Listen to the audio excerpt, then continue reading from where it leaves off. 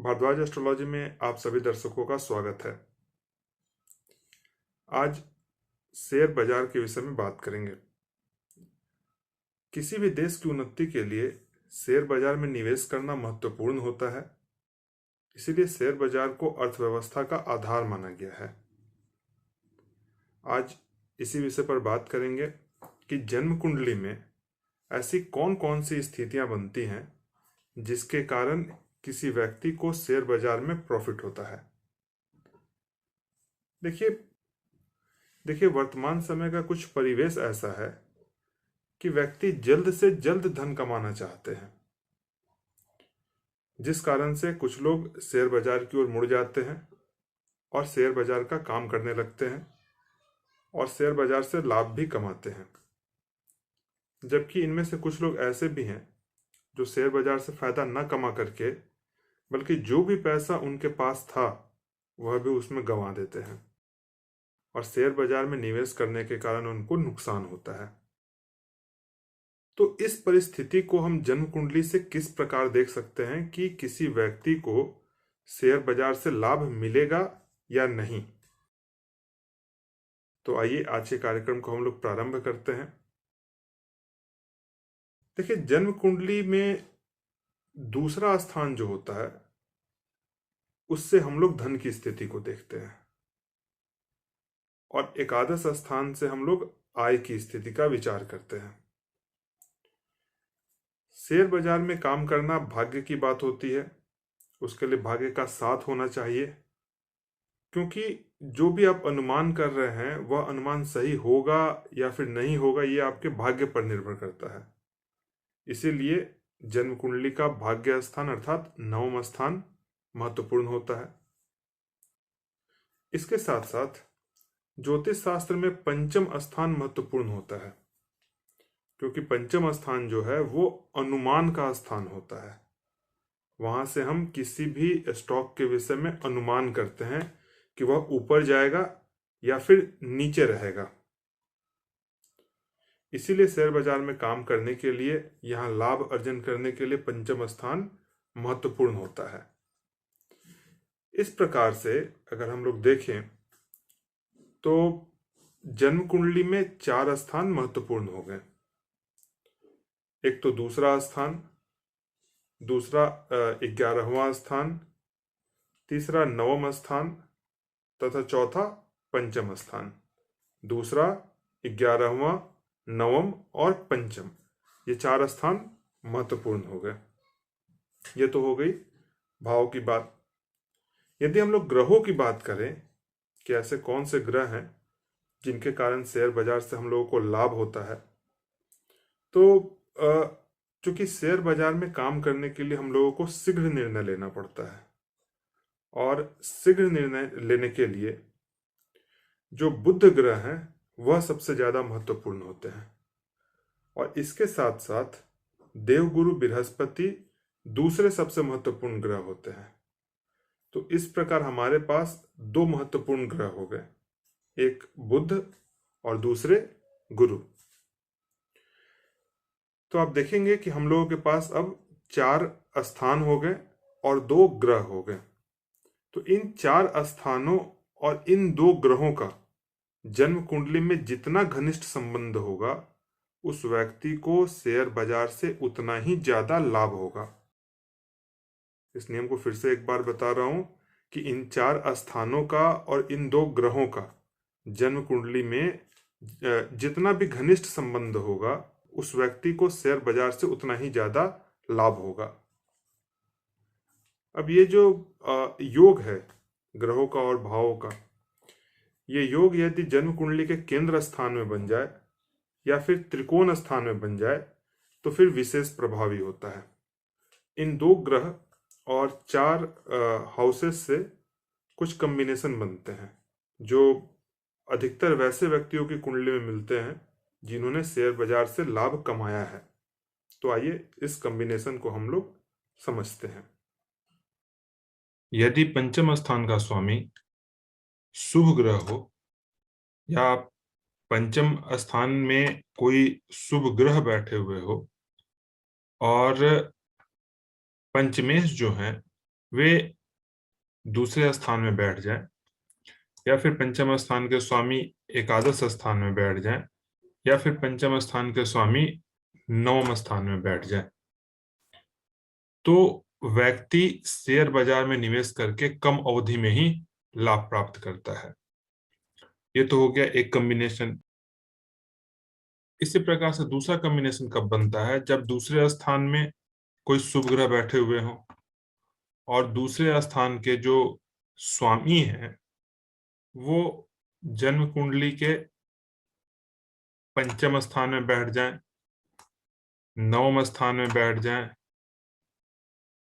या फिर एकादश स्थान में बैठ जाएं, या फोर्थ कंडीशन एक आता है कि या ये दसम स्थान में बैठ जाए, तो व्यक्ति शेयर मार्केट से लाभ कमाता है।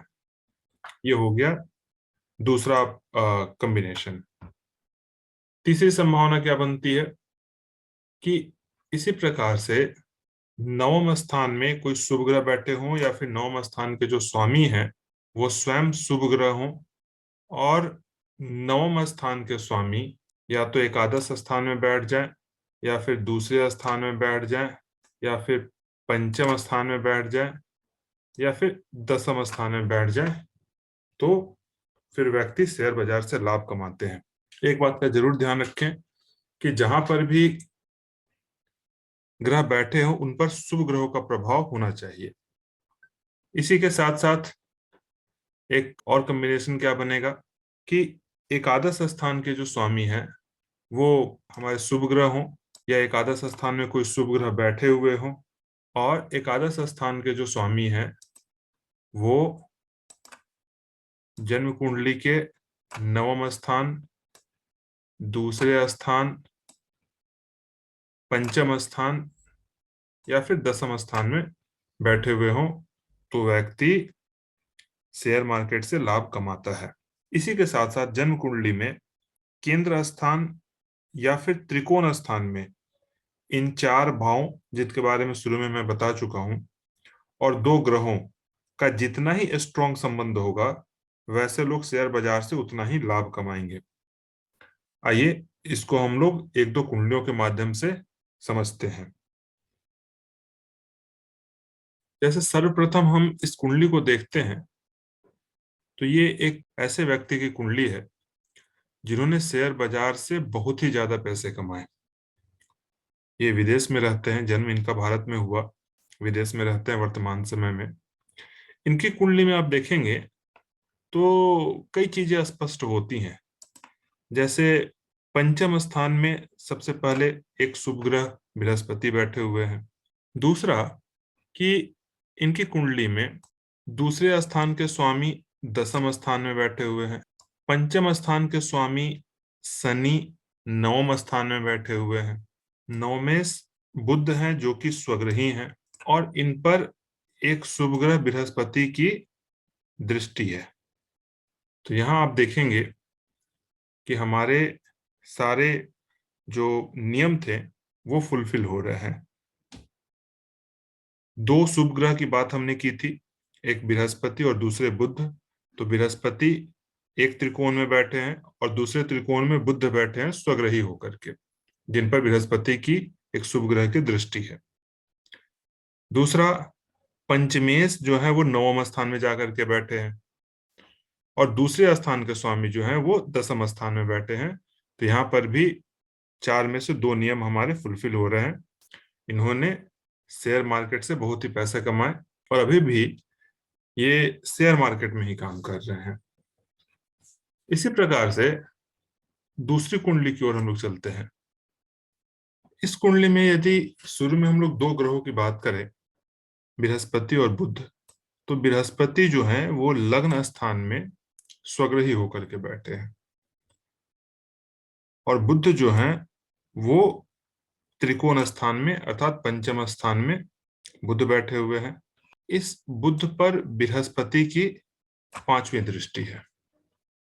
इसके साथ साथ अब यदि हाउसेस की हम लोग बात करें तो जो दूसरे स्थान के स्वामी हैं शनि, वो एकादश स्थान में जाकर के बैठे हुए हैं, तथा जैसा कि हमने बताया कि लग्न स्थान में बृहस्पति स्वग्रही होकर के बैठे हुए हैं, तो इस कुंडली में भी हम लोग देखेंगे कि दूसरे स्थान के स्वामी का एकादश स्थान से संबंध बनता है।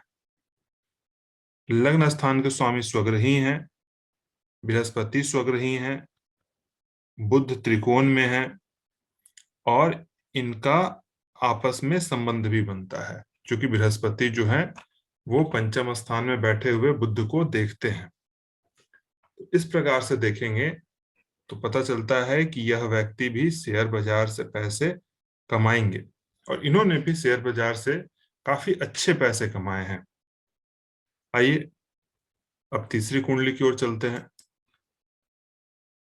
इस कुंडली में यदि हम लोग ग्रहों की बात करें, बृहस्पति की और बुध की, तो बृहस्पति फिर से शुभ स्थान में नवम स्थान में बैठे हैं और बुध भले नीच के हैं लेकिन दसम स्थान में बैठे हुए हैं। इन दो स्थानों में, शुभ स्थानों में, दोनों शुभ ग्रह बैठ गए। इसके साथ साथ जो नवम स्थान के स्वामी है शनि, वो लग्न में जाकर के बैठे हुए हैं। दूसरे स्थान के स्वामी चंद्रमा पंचम स्थान में बैठे हुए हैं और पंचम स्थान के स्वामी जो शुक्र हैं वो नवम स्थान में बैठे हुए हैं। तो यहां पर आप देखेंगे कि पंचम का नवम से संबंध बनता है, दूसरे का पंचम से संबंध बनता है और इस पंचम पर बृहस्पति की दृष्टि भी है। बृहस्पति की दृष्टि जो है वो लग्न स्थान पर भी है। तो इस व्यक्ति में भी शेयर बाजार से पैसे कमाने के काफी अच्छे योग बनते हैं और इन्होंने भी शेयर बाजार से काफी अच्छा धन अर्जन किया। आइए अब एक अंतिम कुंडली की ओर चलते हैं। इस कुंडली को यदि हम लोग देखें और दो शुभ ग्रहों की यदि हम लोग बात करें, तो यहां पर भी आप देखेंगे कि दोनों शुभ ग्रह गुरु स्वग्रही शुक्र के साथ एकादश स्थान में बैठे हुए हैं और बुध जो है वो स्वग्रही होकर के दसम स्थान में बैठे हुए हैं। अब यदि हम लोग भावों की बात करें तो आप देखेंगे कि पंचम स्थान के जो स्वामी हैं मंगल, वो नवम स्थान में जाकर के बैठे हुए हैं।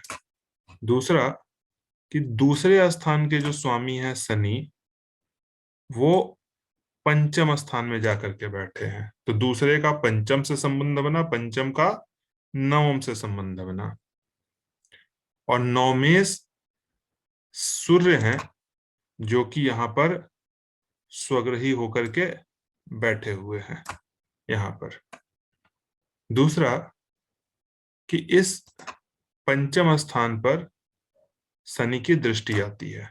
तो यहाँ पर देखेंगे कि दूसरे का पंचम से संबंध और पंचम के स्वामी नवम में बैठे तो उसका नवम से संबंध और स्वग्रही सूर्य यहाँ पर है और बृहस्पति की शुक्र की दो शुभ ग्रहों की दृष्टि इस पर है। तो ये व्यक्ति भी शेयर बाजार से अच्छा पैसा कमाते हैं। इनका अपना शेयर से संबंधित कुछ कंपनी है। आज के कार्यक्रम को हम लोग यहीं पर समाप्त करेंगे। आप लोगों को सारा नियम एक बार फिर से बता दूं।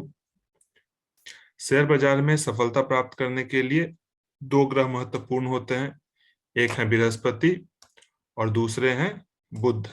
बृहस्पति और बुध यदि दूसरे स्थान में बैठ जाए, पंचम स्थान में बैठ जाए या फिर नवम स्थान में बैठ जाए तो ये शेयर बाजार में काम करने का शुभ योग का निर्माण करते हैं। इसी के साथ साथ यदि जन्म कुंडली में दूसरे के स्वामी पंचम में बैठ जाए या फिर नवम में बैठ जाए या फिर एकादश में बैठ जाए और चौथे स्थान पर या फिर दसम में बैठ जाए तो ये शेयर बाजार से धन कमाने का एक शुभ योग बनता है। इसी के साथ साथ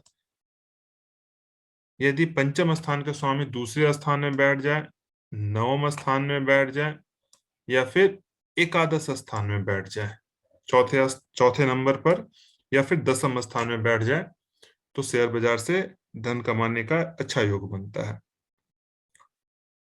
तीसरा कंडीशन बनता है कि यदि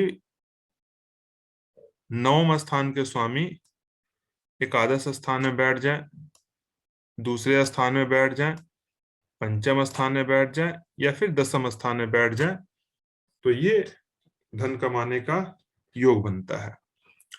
और अंत में जो एकादश स्थान के स्वामी है वो दूसरे में बैठ जाए, पंचम में बैठ जाए, नवम स्थान में बैठ जाए या फिर दसम स्थान में बैठ जाए, तो ये भी धन कमाने का एक अच्छा शुभ योग बनता है। इसके साथ साथ इस पर शुभ ग्रहों का जितना ज्यादा प्रभाव होगा, ये अशुभ ग्रह से मुक्त रहेंगे, धन कमाने की योग्यता उतनी ही अच्छी रहेगी। आज के कार्यक्रम को यहीं पर समाप्त करते हैं। आशा करते हैं कि आज का कार्यक्रम आप लोगों को पसंद आया होगा। इससे संबंधित कोई भी प्रश्न यदि आपके मन में है तो आप इसको कमेंट बॉक्स में पूछ सकते हैं। समय मिलने पर मैं उसका यथासंभव प्रयास करूंगा कि उसका जवाब दूं। और आप सभी का दिन शुभ हो। हरिओम नारायण।